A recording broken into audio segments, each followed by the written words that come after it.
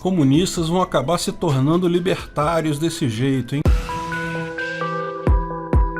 Essa visão libertária é sua fonte de informações descentralizadas e distribuídas. Recentemente foi lançado o livro Criptocomunismo, de Mark Alizart. Nele, o autor pondera que a esquerda não tem dado devida atenção a criptomoedas, porque vê as mesmas como algo de libertários, do pessoal da direita, dos alt-rights. Segundo o autor, as criptomoedas, ao contrário do que pensam a maior parte das pessoas, estão perfeitamente alinhadas com o ideário comunista, pois permitem nos apropriar coletivamente dos meios de produção monetária, parafraseando Marx, lógico, e, como disse Engels, substituir o governo das pessoas pela administração das coisas. Eu acho tão fofinho esse pessoal até hoje usando esses jargões do século XIX, tinha que colocar num museu. Em determinado ponto, o autor fala que Bitcoin é o sonho de Marx se tornando realidade. Olha, realmente parece engraçado isso mesmo, mas vamos ver os argumentos do cara. No livro, ele faz realmente um caso bastante convincente e bem embasado sobre o Bitcoin e outras criptomoedas serem de fato uma forma de revolução.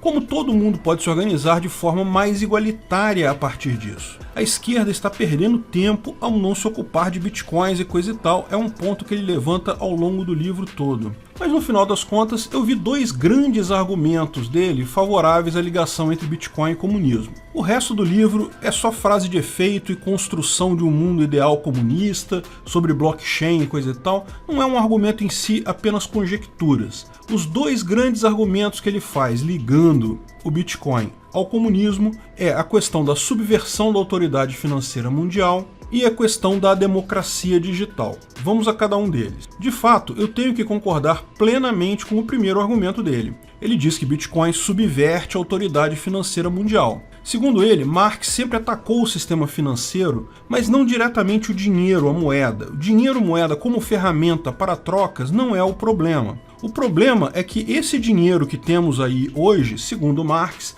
é controlado pelas elites burguesas capitalistas, eu não consigo ler essas coisas sem rir, que comandam o governo e bancos. Ok, o linguajar do cara é estranho, mas podemos entender. Esse capitalismo de compadrio de bancos e governos, nós estamos de acordo que é realmente algo ruim. De fato, já explicamos em vários vídeos aqui que bancos até poderiam ser entendidos como empreendimentos privados, como propriedades particulares, quando cuidavam apenas de guardar bens de valor com segurança e emitiam certificados de depósito de valores lá no início do sistema bancário.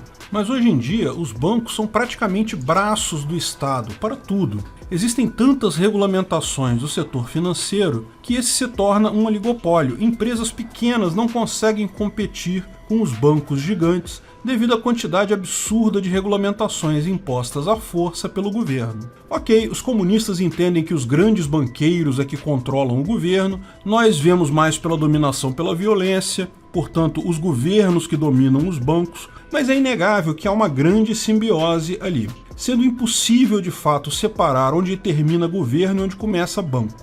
Nesse ponto, estamos plenamente de acordo quanto ao sistema financeiro ser um problema e quanto ao Bitcoin ou as criptomoedas serem uma saída clássica para ele. Governos usam força para impedir concorrência de fazer frente aos bancos, garantindo alto lucro para esses, enquanto bancos atuam como dedo duros do governo, entregando informação sobre valores das pessoas e facilitando o roubo de imposto. É uma simbiose que garante que essa entidade, governo-banco, controle de forma muito forte o resto da sociedade. Veja, Marx tinha toda uma teoria diferente sobre valor e preço, em que basicamente dizia que o sistema de preço serve como um instrumento do grande capital para esconder o valor real das coisas, enquanto o valor real, absoluto na visão de Marx, constituído exclusivamente pelo trabalho empregado em um bem, era o preço desse trabalho era manipulado por essa elite para garantir a mais-valia, ou seja, assegurar que o patrão pudesse acumular mais capital com o tempo. Lógico, toda essa teoria do valor absoluto já caiu por terra há muito tempo, posto que o valor de nada é absoluto, todos os valores são relativos, a utilidade marginal mostra isso, e embora possamos sim fazer distinção entre valor e preço de algo, o valor continua sendo subjetivo. Cada pessoa valoriza algo numa escala diferente particular dela. Explicamos esse conceito no vídeo Mais-Valia Existe? Lá no canal Ancapsu Classic. No final das contas, embora esse tipo de manipulação que vemos na administração financeira feita por bancos e governos seja diferente, ou seja, eles acham que a manipulação é uma, nós achamos que é outra, mas ambos concordamos que ela existe, e que o Bitcoin é uma saída para isso, uma moeda que não pode ser manipulada, nem pelo governo, nem por instituições financeiras. O segundo ponto mais significativo que o autor coloca, porém, eu acho questionável. Ele também aponta que o Bitcoin estabelece um consenso de forma revolucionária, muito superior às formas convencionais humanas que vêm sendo usadas. De fato, coisas como eleição, assembleia, organização, votação direta, coisas desse gênero, sempre tem um problema intrínseco, que é o grupo que organiza tais votações pode ter interesses próprios. Ele atribui a isso o problema enfrentado em várias tentativas de implementação do comunismo. Porque, lembra, no comunismo, ao invés das pessoas mandando como num governo tradicional,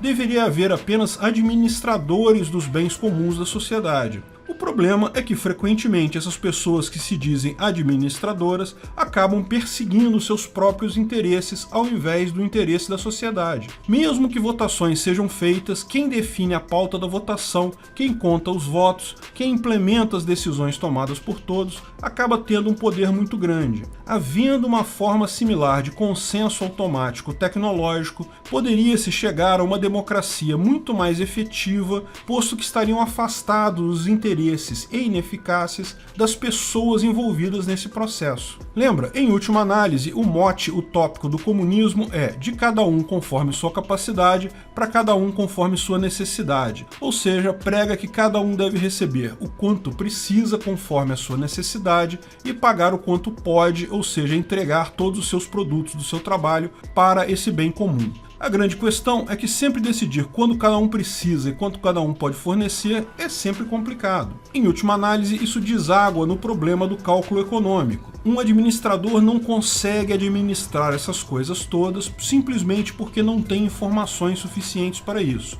Explicamos o problema do cálculo econômico no socialismo num vídeo também lá no Ancapsu Classic, porque o cálculo econômico é impossível no socialismo. Mas em tese, o que o autor coloca é que o Bitcoin pode perfeitamente continuar funcionando como um sistema de preços e dessa forma atender ao cálculo econômico, porém, ao mesmo tempo, o fato de ter rastreabilidade absoluta pode garantir que a forma como a sociedade gasta seus recursos e aloca esses recursos, ou seja, o quanto cada um precisa e o quanto cada um pode dar, é visto por todas as pessoas. Então qualquer pessoa pode acompanhar como cada recurso é gerado e distribuído. Isso garante ele, além de automatizar as decisões, torna tais decisões auditáveis e a execução das mesmas plenamente visíveis para todas as pessoas. De fato, segundo ele, se você considerar o Bitcoin como um sistema de preços, auditado pela sociedade como um todo, isso é praticamente a implementação do comunismo.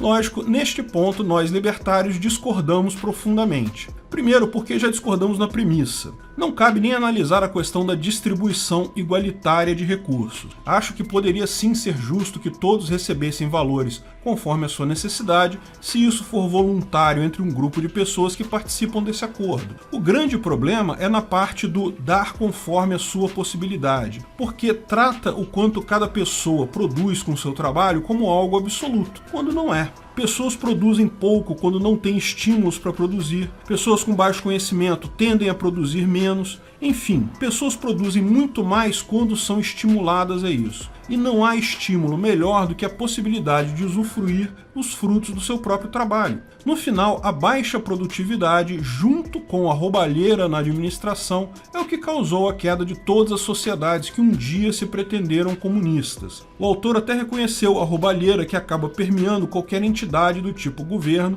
principalmente num governo socialista ou comunista. Mas falha em apontar a baixa produtividade, a falta de incentivo para cada indivíduo produzir mais. e isso também é consequência direta da coletivização. A questão toda é que comunistas focam muito em planejar a distribuição dos valores como se isso fosse a parte importante. Eleições, assembleias, vamos decidir quem fica com cada recurso, quem vai ganhar X, quem vai ganhar Y. Eles esquecem que, no final das contas, essa não é a parte importante. A parte importante é a geração de riqueza, é incentivar pessoas a trabalhar, a criar, a se desenvolver. Isso sim é o que gera riqueza. E nisso há pouco que possa se fazer além de oferecer a liberdade e garantia de que a pessoa será dona do produto do próprio trabalho. Ela pode até escolher compartilhar esse produto com outros, mas ninguém vai tomar o produto dela à força. O Bitcoin pode ser usado para isso também, mas não é esse o uso proposto pelo autor.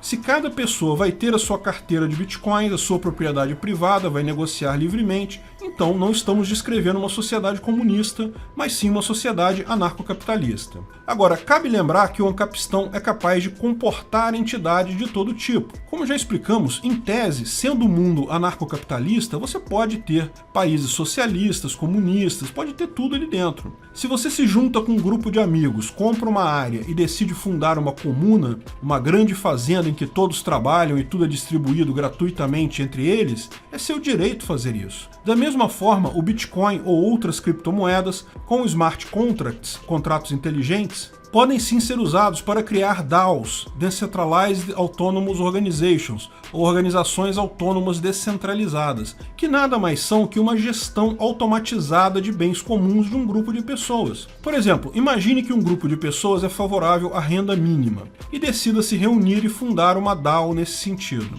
Mesmo que todos sejam pessoas com dinheiro hoje, isso é uma garantia para o futuro. No futuro, qualquer um de nós pode sofrer um revés na vida e precisar de uma renda mínima. Nossos filhos podem precisar também. Então, essas pessoas criam um contrato inteligente entre si, um smart contract no blockchain, em que seus nodos de Bitcoin mensalmente depositariam um valor numa conta específica, como um fundo, um seguro. Se alguém estiver em situação de penúria, sem valores no seu nodo, esse contrato automaticamente forneceria mensalmente uma renda mínima combinada para esse nodo. Com um pouco mais de trabalho, esse contrato inteligente pode aplicar automaticamente o fundo de reserva, ganhando juros e correção nesse meio tempo, pode também modular as contribuições mensais conforme os riscos, rendimentos e despesas do fundo, toda uma administração de fundo automatizada, que evita grande parte das roubalheiras e da má administração. Em última análise, pode-se até imaginar um verdadeiro comunistão dessa forma.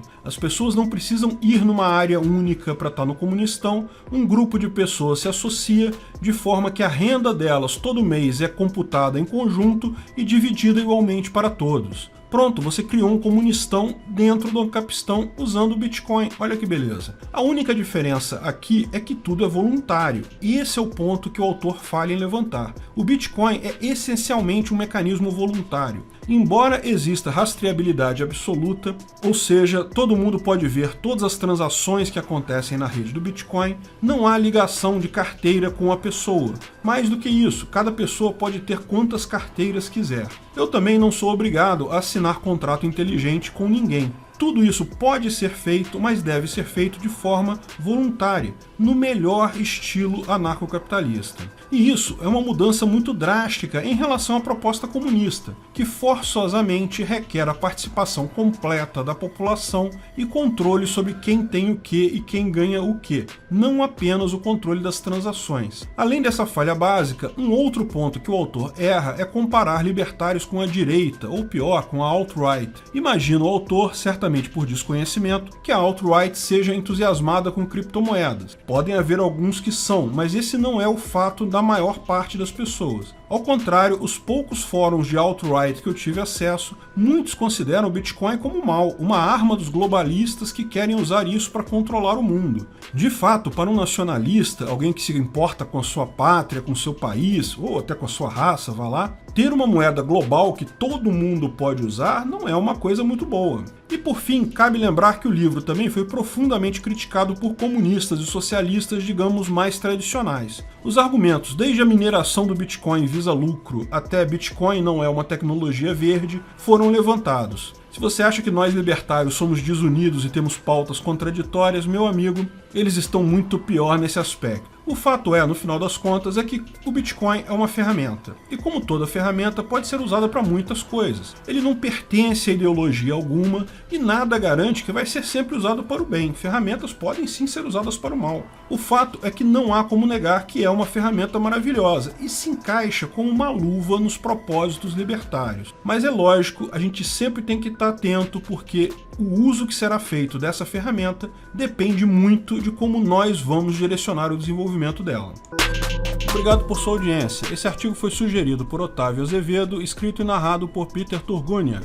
Esse vídeo foi um oferecimento de armataweb.com, cloud e serviços de data center, 100% de compromisso com a satisfação e privacidade dos clientes. Aceitamos Bitcoin. Veja o link na descrição do vídeo. Se você gostou desse vídeo, clique no like e compartilhe ele em suas redes sociais. Se inscreva no canal para nos ajudar, clicando no botão vermelho abaixo. Se quiser ser avisado de novos vídeos, clique no sininho ao lado. Saiba mais sobre o nosso projeto no site visãolibertaria.com. Lá você pode sugerir novos artigos, escrever artigos, patrocinar e muito mais. Confira visãolibertaria.com. Até a próxima!